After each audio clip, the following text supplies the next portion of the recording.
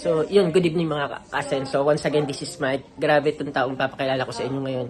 Talagang nakitaan ko siya ng sipag and grabe, ginagawa rin niya to katulad namin part-time, no, yung community. And siguro hindi ko napapatagalin. So, ito lang, real people, real story.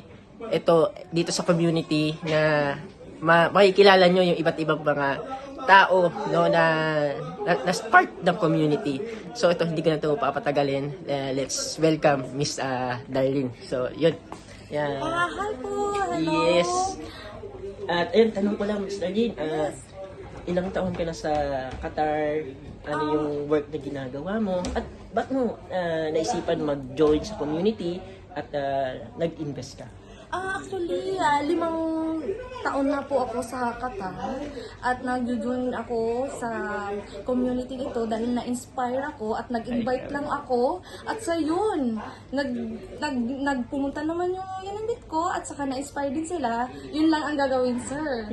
Diba? Grabe. So, tanong ko lang, saan ka invest? Actually, nag-invest ako sa Fritz Rebo community. Yung ano yung property na mo? Actually, nagkuha ko ng pondo sa Manila, Wow. Alta Valenzuela, sir. Uy, grabe. Yes. Isa rin yan sa mga naging client ko na kumuha rin, no, nakilala ko sa Oman, so Valenzuela rin. Oh, So, that's yun. nice. Yes. Yeah.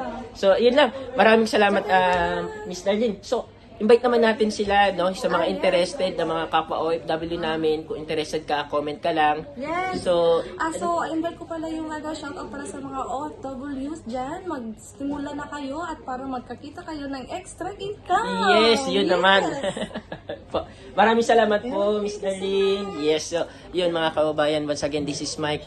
Maraming salamat. At kung interested ka na gawin tong business na to, itong community na to, kahit saang part ka man ng mundo, comment ka lang, pwede tayong makapag-set ng Zoom, or kung nandito ka sa Qatar, pwede tayong mag-set ng meeting dito mismo sa office para maintindihan mo, makita mo yung community at ma-present namin sa iyo yung business. So, yun lang.